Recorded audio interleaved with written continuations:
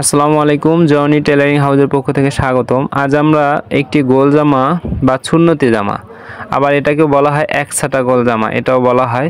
তো যাই হোক, আমরা সুন্নতি গোল জামা বা একছাটা জামা কাটিং করে আপনাদের দেখাবো যে আসলে আপনারা কীভাবে কাটিং করবেন। শুরুতে আমরা কাপড়টা ভাঁজ খুলে নিয়ে দুই পার্ট করে নেব, উল্টা ভাঁজটা আমরা দেখে নিয়ে দুই ভাঁজ করে নেব। এরপর আমরা সমান করে এটা বিছানোর পর আমরা এটা আবার চার ভাঁজ করে নেব।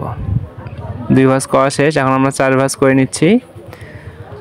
তারপর সমান করে আমরা টেবিলে এটা বসায় নেব। এখন আমরা শুরুতেই 1 ইঞ্চি নিচে বাড়তি রেখে আমরা একটা দাগ দিয়ে নিলাম। এখান থেকে এই দাগ থেকে আমরা মেজারমেন্টটা ধরে নেব। আমাদের মেজারমেন্ট 45 ইঞ্চি লং, আমরা হাফ ইঞ্চি বাড়তি রেখে 45.5 ইঞ্চি দাগ দিয়ে নেব। আমাদের যেহেতু বডি 40 ইঞ্চি, আমরা মিনিমাম 7 ইঞ্চি মোড়ার জন্য নেব, আর হিপের জন্য আমরা 21 ইঞ্চিতে দাগ দিলাম। এখন আমরা দাগগুলো দিয়ে নিচ্ছি।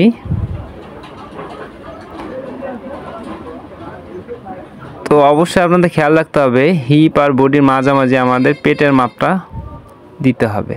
এখন আমাদের যেহেতু বডির মাপ বের করতে হবে 40 ইঞ্চি, 4/40, 4 ভাগের 1 ভাগ 10 ইঞ্চি, আমাদের 37 ইঞ্চি, 4 ভাগের 1 ভাগ পেটের মাপ 9.5 ইঞ্চি, আর হিপের মাপ হচ্ছে 42 ইঞ্চি, 4 ভাগের 1 ভাগ 10.5 ইঞ্চি। আর মেজারমেন্ট করে নিলাম এটা। এখন আমরা পুটের মাপ নেব 13 ইঞ্চি, 6.5, আর হাফ ইঞ্চি সেলাইয়ের জন্য নেব আমরা। আর গলা যেহেতু গোল গলা করব, সেক্ষেত্রে আমরা 5.5 ইঞ্চি দেব, তাহলে 3.25 ইঞ্চি দেব। 5.5 ইঞ্চির অর্ধেক 3.25 ইঞ্চি।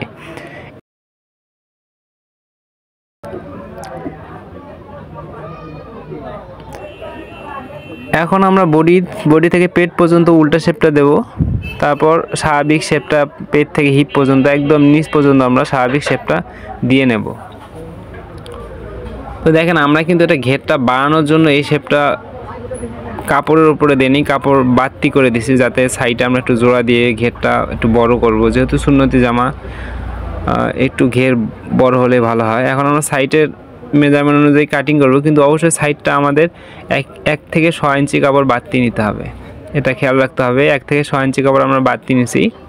কাটমার্কগুলো করে নেই দাগ অনুযায়ী। এরপর আমরা নিচে রাউন্ডটা করব। দেখেন আমরা কীভাবে নিচে রাউন্ডটা করি সেটা আপনাদের দেখাচ্ছি। আপনাদের বোঝার সুবিধার্থে যেভাবে করলে সুবিধা হয় সেভাবে আমরা দেখাচ্ছি। নিচে সমানভাবে বিছানোর পর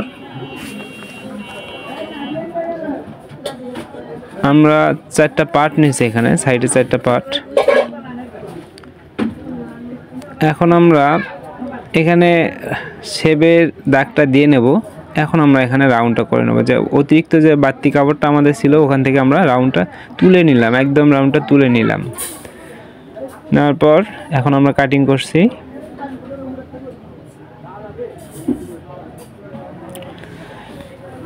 এখন আমরা মোড়ার মাপটা নেব। আসলে স্লিপে কাটিং করার ক্ষেত্রে মোড়ার মাপটা অবশ্যই একটা গুরুত্বপূর্ণ বিষয়। মোড়ার মাপ অনুযায়ী যদি কাটিং করেন তাহলে অবশ্যই একুরেটভাবে স্লিপ মিলে যাবে। আমাদের মোড়া হচ্ছে 9 ইঞ্চি।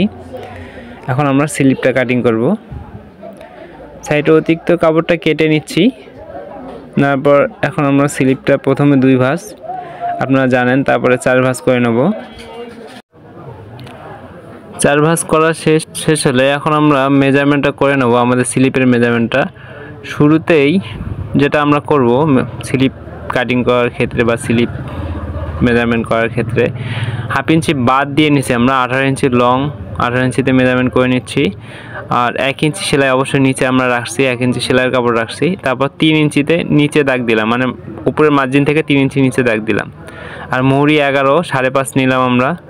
আর ঘুরায় আমরা মোহরার মাপটা বের করলাম 9 ইঞ্চি, যেহেতু আমরা মোহরাটা মেপে নিয়েছিলাম।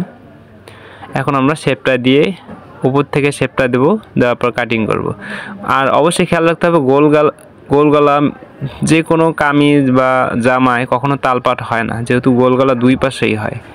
এই জন্য 2 পাশে পরার ক্ষেত্রে সামন পিছন হয় না কখনো। আপনারা তালপাট কাটবেন না এইসব জামায়, এটা খেয়াল রাখতে হবে। এখন আমরা কাটমার্কটা করে নিচ্ছি। আর এখন আমরা বেলটা কাটিং করে আপনাদের দেখাবো সিম্পলভাবে। তো যদি ভিডিওটা ভালো লাগে অবশ্যই লাইক, কমেন্ট, শেয়ার করবেন। আমাদের ইউটিউব চ্যানেলে নতুন হলে অবশ্যই চ্যানেলটি সাবস্ক্রাইব করে দেবেন, আর ফেসবুক পেজ থেকে দেখলে অবশ্যই পেজটি ফলো দিয়ে আমাদের সাথে থাকবেন। এবং টেলারে নিত্য নতুন ভিডিও পাওয়ার জন্য অবশ্যই আমাদের সাপোর্ট করবেন। ধন্যবাদ, ভালো থাকবেন, সুস্থ থাকবেন।